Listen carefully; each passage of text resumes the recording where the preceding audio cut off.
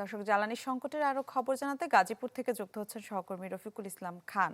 রফিক, জানাবেন আজ কি অবস্থা? মিলা গাজীপুরে প্রায় ৮০টির মতো ফিলিং স্টেশন রয়েছে। এই মুহূর্তে কিন্তু কোনো ফিলিং স্টেশনে আসলে তেল নেই এবং তেল দিতে পারছে না। আমরা সকাল থেকে যেটি দেখছি, বিভিন্ন যানবাহন কিন্তু তাদের তেলের জন্য বিভিন্ন পেট্রোল পাম্পে ঘুরছে এবং তারা কিন্তু ফেরত যাচ্ছে। আমরা এই মুহূর্তে রয়েছে আসলে বাইকিং ফিলিং স্টেশনে। এই স্টেশনে কিন্তু ইতিমধ্যেই আপনি দেখছেন অনেক গাড়ি এসে কিন্তু সিরিয়াল দিয়ে দাঁড়িয়ে রয়েছে। আসলে কখন এই পেট্রোল পাম্পে তেল আসবে, তারপরে কিন্তু তারা তেল নিয়ে যেত। পাম্পের যে সমস্ত কর্মকর্তা রয়েছে তাদের সাথে কথা বলেছি, তারা যেটি বলছেন তারা আসলে ডিজেল তুলনামূলকভাবে একটু বেশি পাচ্ছে, কিন্তু অকটেন এবং পেট্রোল কিন্তু তারা সপ্তাহে মাত্র একদিন কিংবা দুদিন পাচ্ছে। আর সপ্তাহের 5 দিনের মতো তারা ডিজেল পাচ্ছে এবং যে ডিজেল পাচ্ছে তারা সেই ডিজেল আসলে পাম্পে এসে পৌঁছাতে বিকেল নাগাদ পেয়ে যায় এবং রাতের ভিতরে তারা সেই পেট্রোল ডিজেল গাড়িগুলোতে দিয়ে থাকে এবং সকাল হলে আবার কিন্তু গাড়ির যে লাইন সেই লাইন আসলে দিতে থাকে পেট্রোল পাম্পগুলো। দেশের মানুষকে প্রতিদিন সুরক্ষিত রাখার প্রত্যয় নিয়ে এলো সেফ রাউন্ড সুইচ। কখন আসলে যে পেট্রোল এবং ডিজেল রয়েছে আসবে, সেইগুলো তারা আসলে গাড়িতে নিবেন এবং তারা তারপরে সেই গাড়িগুলো নিয়ে আসলে গন্তব্যস্থলে যাবে।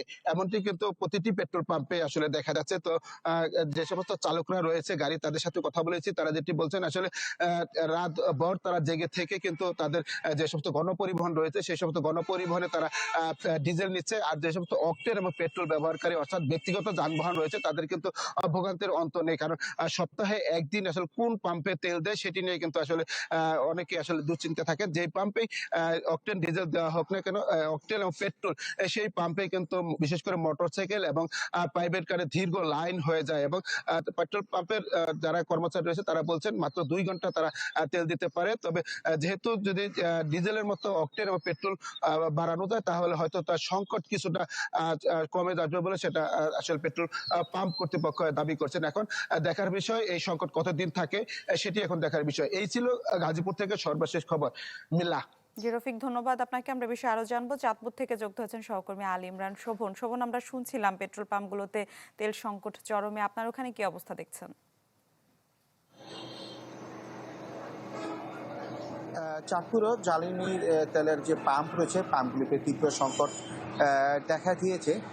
এখানে যে যানবাহন চালকরা আসছেন এবং বাইকাররা আসছেন তারা ঘন্টার পর ঘন্টা লাইনে দাঁড়িয়েও তারা তেল পাচ্ছে না। আমি এই মুহূর্তে রয়েছি চাঁদপুর জেলা শহরে অন্যতম একটি বৃহৎ পাম্পে রয়েছে। আপনি দেখতে পাচ্ছেন অনেকটা শুনশান নীরবতা, এখানে কোনো যানবাহন নেই, কারণ রাতভর এখানে তারা 13 জন অপেক্ষা করছেন তেল না পেয়ে তারা এখান থেকে সরে গেছেন। আর এখানকার যে পাম্প কর্তৃপক্ষ রয়েছেন তারা যেটি জানিয়েছেন আসলে এই জায়গায় চাহিদা অনুযায়ী তেল না থাকার কারণে তারা যানবাহন চালকদের তেল সরবরাহ করতে পারছে না।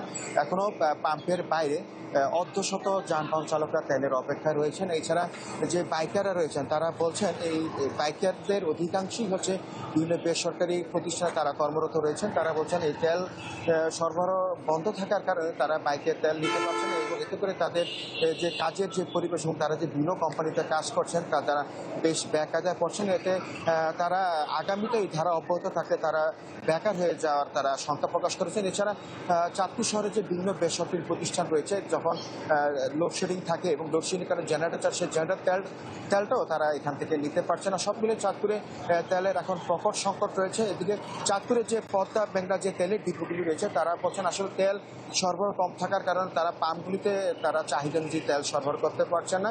এদিকে চাঁদপুর জেলা প্রশাসনের পক্ষ থেকে এই তেল সংকটে যাতে কোনো ধরনের অনাকাঙ্ক্ষিত যাতে পরিবেশ সৃষ্টি না হয় সেজন্য কঠোর ব্যবস্থা নিয়েছে এবং পাম্পগুলিতে আইন শৃঙ্খলার বাহিনীর সদস্যরা তারা সর্বক্ষণিক তারা দায়িত্ব পালন করছেন। এই ছিল চাঁদপুরের তেল পরিস্থিতি নিয়ে পাম্পগুলি সর্বশেষ অবস্থা। শোভন, ধন্যবাদ আপনাকে। গাজীপুর ও চাঁদপুর থেকে যুক্ত হয়ে তেল সংকটের খবরাখবর জানাচ্ছিলেন আমাদের সহকর্মীরা।